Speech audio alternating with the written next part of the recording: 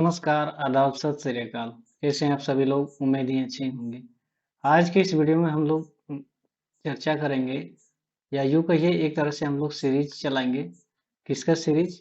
GK sorry general science का series. यानी इसमें केवल जनरल साइंस के क्वेश्चन से लिए आए जाएंगे और जो सभी कॉम्पिटिटिव एग्जामिनेशंस के लिए जितने भी कॉम्पिटिटिव एग्जामिनेशंस हैं सभी के लिए ये इम्पोर्टेंट्स है। यानी सभी एग्जामिनेशंस के लिए ये जो है बिल्कुल इम्पोर्टेंट है। आपको मैं ये जो क्वेश्चन करवा रहा हूँ इससे केवल एक ही क्वेश्चंस नहीं होगा, बाकी इससे रिलेटेड जितने भी टर्मिनोलॉजी होंगे और जितना भी संभव होगा सब पे डिस्कस किया जाएगा। तो अगर चैनल में पहली बार आए हैं तो अपना सपोर्ट जरूर करें। तो चलिए बिना वक्त गवाए हुए सबसे पहले हम लोग सेशन को डिस्कस कर लेते हैं और पेशेंस के साथ सुनिएगा। इसमें हिंदी मीडियम वाले और इंग्लिश मीडियम वाले किसी को भी दिक्कत नहीं होने वाला है। तो सबसे पहला जो क्वेश्चन है आप यहाँ पे देख सकते हैं कि यहाँ पे बोला जा रहा है कि which part of human respiratory systems बोल रहा है कि provide space for the exchange of gases. यानी कि मानव का श्वसन तंत्र में कौन सा हिस्सा गैसों के आदान प्रदान के लिए स्थान प्रदान करता है। यानी कि ये जो है हम लोग का रेस्पिरेटरी सिस्टम्स जो है, तो इसमें क्वेश्चन यही पूछ रहा है कि कौन सा जो हिस्सा है हमारे रेस्पिरेटरी सिस्टम्स का वो एक एक तरह का स्पेस प्रोवाइड करता है। किस तरह का प्रोवाइड करता है? एक तरह का आप जो कह सकते हैं एक तरह का स्पेस प्रोवाइड करवाता है। किस चीज का स्पेस? किस चीज का स्पेस? किस चीज का ये जगह प्रदान करता है? एक्सचेंज ऑफ गैसेस के लिए। किसके लिए? एक्सचेंज ऑफ गैसेस के लिए। यानी जो गैसेस कौन सा है? हम लोग जानते हैं कि हमारे शरीर में जो गैसेस इन्वॉल्व रहती है वो एक CO2 है और एक O2 है, यानी कि कार्बन डाइऑक्साइड और ऑक्सीजन है। तो इन्हीं गैसेस के एक्सचेंज करने के लिए, यानी गैसेस जब जाती है एक्सचेंज होने के लिए, जैसे ये हम लोग ऑक्सीजन से, जैसे हम लोग वायुमंडल से जो एयर लेते हैं तो एयर में तो दोनों मिक्स रहता है, उसमें तो हमारा CO2 भी रहता है, उसमें तो हमारा O2 भी रहता है एंड अदर गैसेस भी रहता है। लेकिन हम चूंकि हमारे शरीर के लिए ये दोनों इम्पोर्टेंट है, इसीलिए इनके एक्सचेंज के लिए स्पेस प्रोवाइड करता है। और वो कौन सा है? वो आपका है अल्वियोली। अल्वियोली को हिंदी में क्या बोला जाता है? कुपिका बोला जाता है। कुपिका बोला जाता है। अब इसमें चूंकि कभी कभी क्वेश्चंस क्या पूछ लेता है, कभी कभी आपसे क्वेश्चंस ये पूछ लेगा कि ये जो है आपका, मैं नेक्स्ट स्लाइड में आप लोग को बताता हूँ। कभी कभी आपसे ये क्वेश्चंस पूछ लेता है, कभी कभी आपसे ये क्वेश्चंस पूछ लेगा। क्या क्वेश्चंस पूछेगा कि सबसे पहले ये आपका देगा टर्मिनोलॉजी, मतलब इस तरह का रहता है। कभी कभी फिगर के माध्यम से भी पूछता है और कभी कभी क्या करता है, कभी कभी आपको इसी तरह दे देगा और बोलेगा कि इसको सीरियल ऑर्डर में जिस अनुसार वे एग्जिस्ट करते हैं उस अनुसार आप इसको सजाएं। एक रफ डायग्राम है, आप उम्मीद कर। तो यहाँ पे सबसे पहले इसका जो होता है वो क्या होता है? लेरिंग्स होता है, या मैं यहाँ पे लिख देता हूँ लेरिंग्स होता है। सबसे पहले क्या होता है? लेरिंग्स। ऑर्डर बाय ऑर्डर याद रखिएगा। उसके बाद क्या आता है? लेरिंग्स के बाद आता है pharynx. Pharynx, larynx, pharynx. Pharynx के बाद आपका आएगा ट्रेकिया।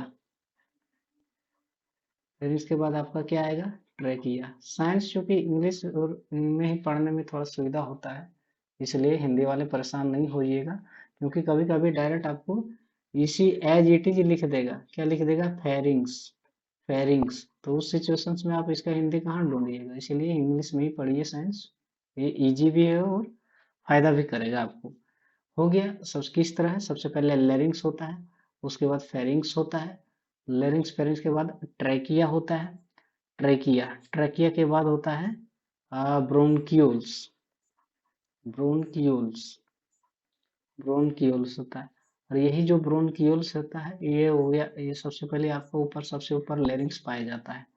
सबसे ऊपर जो होता है आपका वो क्या पाया जाता है? सबसे ऊपर में यहाँ पे लेरिंग्स पाया जाता है। लेरिंग्स, लेरिंग्स के बाद आपका यहाँ पे जस्ट नीचे यहाँ पे फेरिंग्स पाया जाएगा। फेरिंग्स के बाद सबसे पहले ये जो ट्रैक रहेगा इस तरह का, इस तरह का, इस तरह का, उसको ट्रैकिया बोला जाता है। और इसी तरह इसके बाद आगे, अब यहाँ पे क्या होता है कि ये जो हम लोग का है इसके ऊपर इस तरह का मेम्ब्रेन बना रहेगा। इस तरह का क्या रहेगा? मेम्ब्रेन टाइप का रहेगा। और इसको जो नाम दिया जाता है उसको क्या बोला जाता है? Pleura membranes, PLEURA, pleura membranes होता है एक तरह का ये। तो आप यहाँ से समझ सकते हैं। और उसके बाद हो गया कहाँ पे हम लोग पहुंच गए थे, ट्रैकिया। ट्रैकिया के बाद ये जो होता है ये ब्रोनकियोस होता है। उसके बाद ब्रोनकियोस जो होता है बहुत सारे ब्रोनकाइटिस में जाके डिवाइड होता है। यहाँ पे क्या हो जाएगा फिर, यहाँ पे हो जाएगा ब्रोनकाइटिस, यहाँ पे क्या हो जाएगा ब्रोनकाइटिस, ब्रोनकाइटिस। और यही ब्रोनकाइटिस आगे जाके एल्वियोली में, एल्वियोली में हो, एल्वियोली में टूट जाता है। यानी यहाँ से जाके ऐसे होगा गुच्छा के जैसा, गुच्छा के जैसा, गुच्छा के जैसा हो जाता है। और मैं आप लोग को बता दूं कि यही एल्वियोली में ही हमारा निमोनिया बीमारी से जो ग्रसित होता है, ये यही एल्वियोली ही होता है। हम लोग का जो कोरोना टेस्ट किया जा रहा था तो ये इसी से संबंधित था। कभी कभी ये भी क्वेश्चंस पूछ देता है। तो आप यहाँ पे देख सकते हैं कि ये आपका एक क्वेश्चंस के माध्यम से कितना क्वेश्चंस आपका कवर हो रहा है।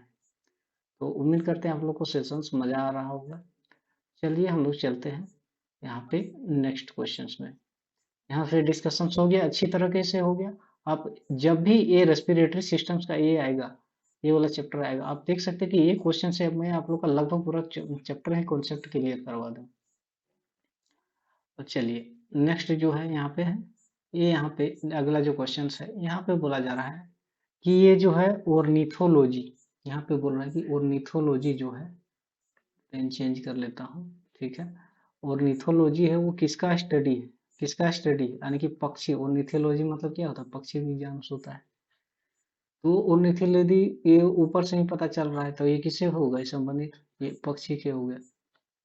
फिश से संबंधित, अगर आप में से किन्हीं को पता है तो फिश से संबंधित क्या होता है, ये होता है आपका इस्थियोलॉजी, सॉरी इस्थियोलॉजी। ये आपका किससे संबंधित, फिश। और फिश से जो है वो जो कल्चर होता है फिश पालन को क्या बोला जाता है, पीसी कल्चर। फिश पालन को क्या बोलता है, पीसी कल्चर, पीसी कल्चर हो जाता है। चमगादड़, चमगादड़ से आप लोग को क्या याद आ रहा है, चमगादड़ जो है वो सोनार टेक्निक पे काम करता है। किस टेक्निक पे काम करता है, सोनार टेक्निक पे काम करता है, सोनार टेक्निक पे काम करता है। मेमल्स, मेमल्स स्तनधारी, सबसे बड़ा मेमल्स कौन है, आप लोग कमेंट में जवाब दीजिएगा। सबसे बड़ा जो पृथ्वी पर सबसे बड़ा मेमल कौन सा है, वो आप लोग इसमें जवाब दीजिए। चलिए चलते हैं हम लोग नेक्स्ट क्वेश्चन में हम लोग चलते हैं। नेक्स्ट क्वेश्चन में हम लोग चलते हैं। नेक्स्ट जो क्वेश्चन है ये बहुत ही मजेदार क्वेश्चन है। आप लोग पेशेंस रख के चलिएगा, आप ये मत देखिए नंबर ऑफ क्वेश्चंस मत गिनिए, उससे अगर आप उसका जो कॉन्सेप्ट बताया जा रहा है उसको गिनिए लगिएगा ना तो 10 क्वेश्चंस का आपका 150 क्वेश्चन हो जाएगा।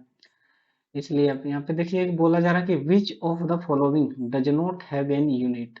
इसमें बोल रहा है कि इनमें से किसका कोई इकाई नहीं, इनमें से किसी का कोई भी इकाई जो है वो नहीं। चलिए सबसे पहले हम लोग डेंसिटी है तो डेंसिटी से ही डिस्कशन कर लेते हैं। यहाँ पे नेक्स्ट पेज में जाने का जरूरत नहीं है, लेकिन ड्यू टू डिस्ट्रैक्शंस मैं आप लोग को नेक्स्ट में ले ही चलता हूँ, ठीक है। ब्लैक, ठीक है। हम यहाँ पे डिस्कस करते हैं कुछ कुछ जो चीज़ें हैं इंपॉर्टेंट टर्मिनोलॉजी है, मैं वहाँ पे डिस्कशंस कर ले रहा हूँ। यहाँ पे देख सकते हैं सबसे पहले मैं आप लोगों को कुछ कॉन्सेप्ट बता रहा हूँ, ये बहुत अंजन को आता भी होगा। जैसे कि ये होता है डेंसिटी, डेंसिटी, डेंसिटी बराबर क्या होता है, density is equal to mass upon volume, M for mass, V for volume. Mass का जो है वो क्या होता है यूनिट, ऐसा यूनिट केजी, वॉल्यूम का मीटर क्यूब। देयरफॉर इसका कभी कभी जो यूनिट पूछा जाता है डेंसिटी का, डेंसिटी का मास अपॉन वॉल्यूम यानी कि केजी पर मीटर क्यूब होता है, ठीक है। अब यहाँ पे ऑप्शंस में था रिलेटिव डेंसिटी, रिलेटिव डेंसिटी। तो रिलेटिव डेंसिटी इसको हिंदी में क्या बोलते हैं, सापेक्षिक घनत्व।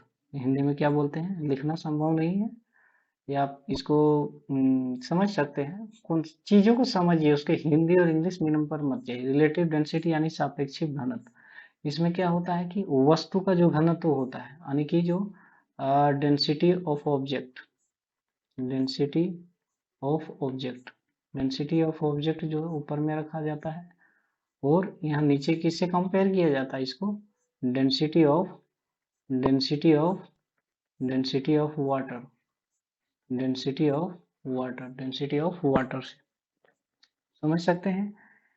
अब यहाँ पे देखिए, यहाँ पे तो इसका जो रिलेटिव डेंसिटी है यहाँ पे, तो डेंसिटी का केजी मीटर पर मीटर क्यूब हो जाएगा, नीचे भी एक तरह का डेंसिटी है, तो दोनों जगह डेंसिटी है, तो डेंसिटी अपॉन डेंसिटी क्या हो जाएगा, कट हो जाएगा, इसलिए इसका क्या होता है, रिलेटिव डेंसिटी का नो यूनिट होता है, कोई भी यूनिट नहीं होता है, क्योंकि ऊपर और नीचे सेम यूनिट है, इसलिए कट जाएगा।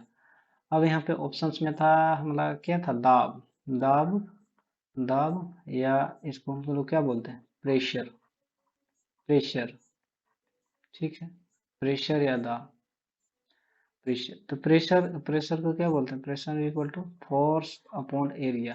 फोर्स का ऐसा यूनिट क्या होता है, फोर्स का होता है न्यूटन, एरिया का क्या होता है, न्यूटन मीटर स्क्वायर, देयरफॉर इसको हम लोग क्या बोलते हैं, न्यूटन पर मीटर स्क्वायर, न्यूटन पर मीटर स्क्वायर, और न्यूटन पर मीटर स्क्वायर को ही क्या बोला जाता है, पास्कल पास्कल पास्कल। मतलब अब इसका कभी कभी डिफिनेशन पूछ देता है, पास्कल से पूछ देगा एक पास्कल क्या होता है, एक पास्कल, तो एक पास्कल का मतलब क्या होता है, न्यूटन पर मीटर स्क्वायर, यानी कि एक न्यूटन का अगर बल लगाते हैं हम किसी भी ऑब्जेक्ट पे, और वो एक पर मीटर स्क्वायर एरिया की ओर डिस्प्लेस हो जाता है, तो वो एक प्रेशर पास्कल्स के इक्वल टू होगा। आप यहाँ पे देख सकते हैं कि एक क्वेश्चन से आपका कितना डिस्कशन हो रहा है, तो उम्मीद करते हैं आप लोग को सेशंस में मजा आ रहा होगा, तो आप लोग मजा लेते हुए भी इस सेशंस को एंजॉय कीजिए। ठीक है, अब यहाँ पे एक और है डिस्प्लेसमेंट, ठीक है, डिस्प्लेसमेंट है, डिस्प्लेसमेंट जो है ये आपका क्या होता है, डिस्प्लेसमेंट डिस्प्लेसमेंट होता है, ये बहुत ही इजी कॉन्सेप्ट है। मान लेते हैं कि कोई जगह ये है, और यहाँ पे कोई जगह है बी, ठीक है, तो हम ए से बी जाने के बहुत सारे तरीके हो सकते हैं, हम इधर से भी जा सकते हैं, हम इधर से इधर से इधर से इधर से होते हुए इधर से होते हुए भी जा सकते हैं यहाँ पे, या हम लोग क्या कर सकते हैं, किसी भी तरीका से जा सकते हैं, पर जो एक होता है डिस्टेंस हम लोग का, एक हम लोग का क्या होता है, डिस्टेंस। तो डिस्टेंस एक्चुअली क्या होता है कि जितना एक्चुअल हम पाथ लेंथ कवर कर रहे हैं वो सीधा सीधी खट्टा उसको मेजर कर लिया जाता है। तो डिस्टेंस मतलब क्या होगा कि जितना हम चले वो टोटल फुल टोटल हो जाएगा। लेकिन जैसे ही यहाँ बात आएगा डिस्प्लेसमेंट का, डिस्प्लेसमेंट डिस्प्लेसमेंट क्या होता है, किन्हीं भी दो बिंदुओं के बीच की सबसे छोटी दूरी, सबसे जो छोटी दूरी होता है उसी को क्या बोला जाता है, डिस्प्लेसमेंट बोला जाता है। ये तो बहुत इजी चीज है, उम्मीद करते सबको आ ही रहा होगा। एक प्रेशर्स के संबंधित है कि प्रेशर्स का एक जो यूनिट होता है वो क्या होता है, बार होता है, क्या होता है, बार। और एक बार बराबर कितना होता है, एक बार बराबर होता है 10⁵ पास्कल्स। आप समझ सकते हैं, एक तरह से आप कह सकते हैं बड़ा यूनिट। उम्मीद करते हैं आप लोग को मजा आ रहा होगा। चलते हैं हम लोग नेक्स्ट क्वेश्चंस की ओर, हम लोग चलते हैं नेक्स्ट क्वेश्चंस की ओर। सो ये चला गया, ठीक है, कुछ नेक्स्ट क्वेश्चन, ठीक है।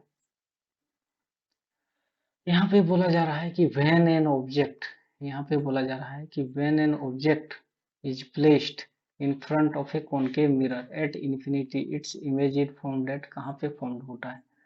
तो मैं आप लोग को इसको अच्छे तरीके से बताने के लिए मैं आप लोग को इसमें ले चलता यहाँ पे सॉरी, आप यहाँ पे देख सकते हैं, हम लोग यहाँ पे समझेंगे इसको अच्छी तरीके से कि मान लेते हैं ये एक कोई कॉनकेव मिरर है, कॉनकेव मिरर है कोई भी एक, ये हम लोग का क्या हो जाएगा, ये हो गया हम लोग का प्रिंसिपल एक्सिस, ठीक है, कॉनकेव मिरर हो गया प्रिंसिपल एक्सिस। यहाँ पे क्या हो गया, यहाँ पे फोकस हो गया, यहाँ पे क्या हो गया, सेंटर ऑफ कर्वेचर हो गया।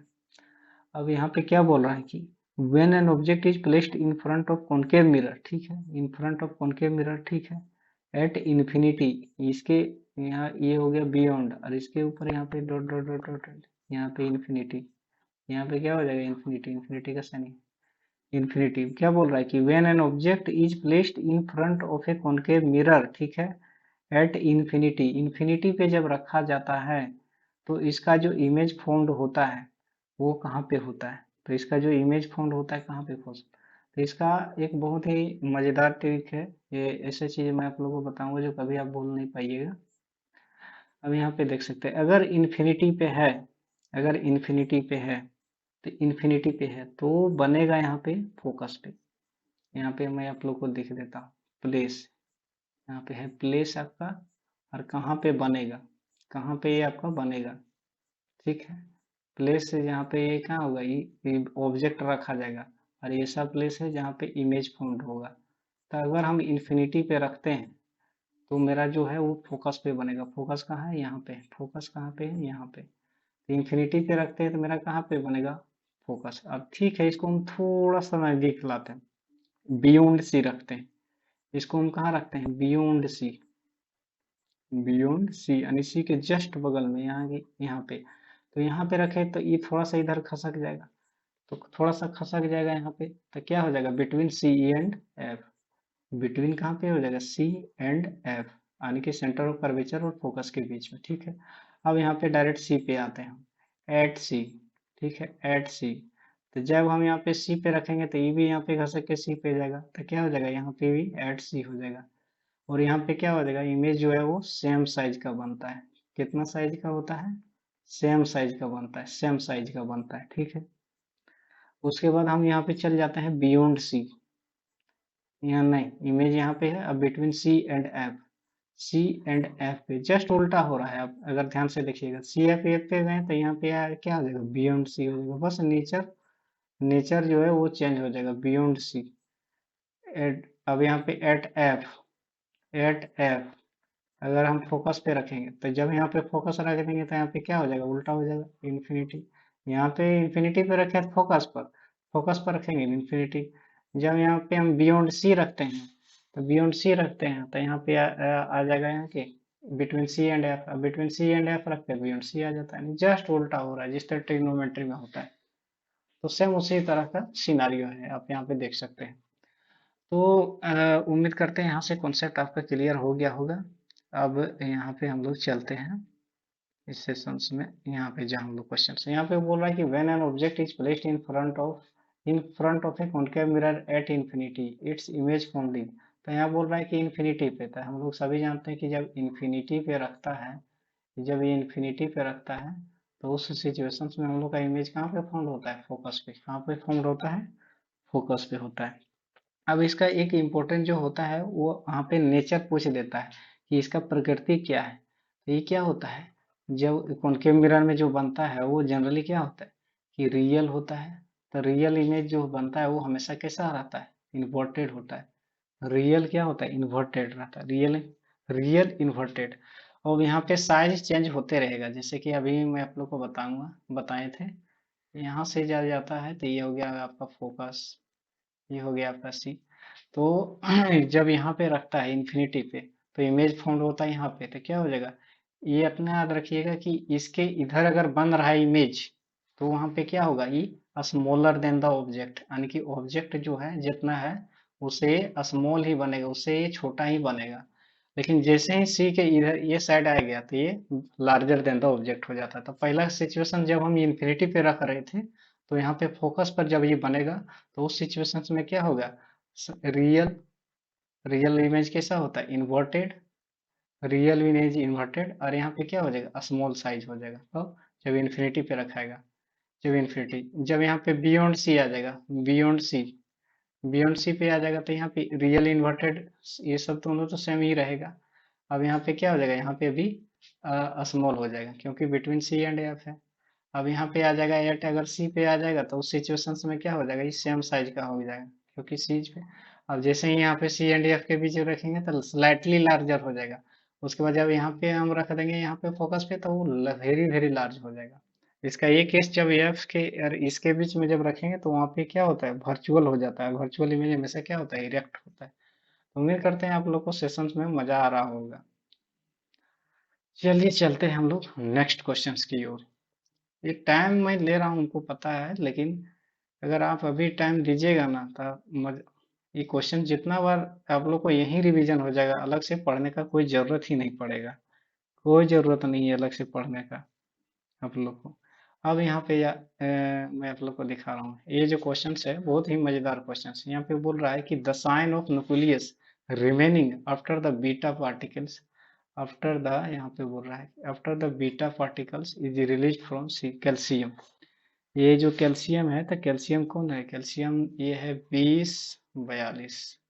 यहाँ पे भी जो ऑप्शन है ये आप इसको ई अगर इस तरह है तो आपको आप लोग इस तरह सोचिएगा 2142।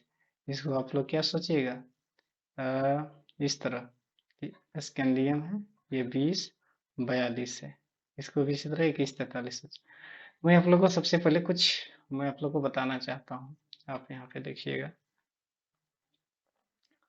सबसे पहले यहाँ पे एक तीन चीज आप लोग याद रखिएगा कि अगर कोई एलिमेंट है एक्स, इसका एटॉमिक नंबर है, ऊपर वाला इसका मास नंबर है। ऊपर में जो है हमेशा ये क्या होता है, मास नंबर ही होता है, ठीक है।